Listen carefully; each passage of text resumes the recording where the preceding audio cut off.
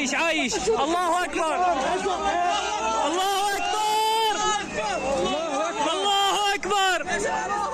तुर्किया और शाम में तबाहनाक ज़लज़ले के नतीजे में 10,000 से ज़ायद अफराद जाँ बहक हो चुके हैं, जबकि हज़ारों की तादाद में लोग जख्मी हैं जिन्हें तिब्बी इमदाद फराहम की जा रही है। खौफनाक ज़लज़ले के नतीजे में हज़ारों इमारतें मलबे का ढेर बनी हुई हैं, जबकि रेस्क्यू का काम दिन रात जारी है। इस दौरान अल्लाह पाक की कुदरत और वहदानियत के शाहकार भी देखने में आए हैं, जिसके बाद वहाँ मौजूद लोगों ने अल्लाह रब्बुल आलमीन की किबरियाई बयान की। जी हाँ, तुर्किया और शाम में आने वाले ज़लज़ले को चौथा दिन है जहाँ मलबे तले दबकर इंतकाल करने वालों की नाशें निकाली जा रही है। वहीं मलबे तले दबे बच्चे जिंदा हालत में रेस्क्यू किए गए हैं। अल्हम्दुलिल्लाह रब्बिल आलमीन। बच्चों का मलबे तले जिंदा रह जाना बिलाशुबा अल्लाह पाक की कुदरत और वहदानियत किबरियाई का मुंह बोलता सबूत है। वीडियो में देखा जा सकता है कि रेस्क्यू इदारों के एहलकार मलबे तले एक फैमिली के चंद मेंबरान दबे हुए थे, जिसमें बच्चे भी शामिल हैं। रेस्क्यू एहलकार बच्ची को देखते ही उसे खौफ से निकालने के लिए बातों में लगाकर उसका दिल बहला रहे होते हैं, जबकि दूसरा रेस्क्यू एहलकार इमदादी कामों में मसरूफ रहता है और बिल आखिर मलबे तले दबी हुई बच्ची और दीगर अफराद को बाहिफाजत निकाल लिया जाता है, जिसके बाद अल्लाहु अकबर की सदाएं बुलंद होती हैं।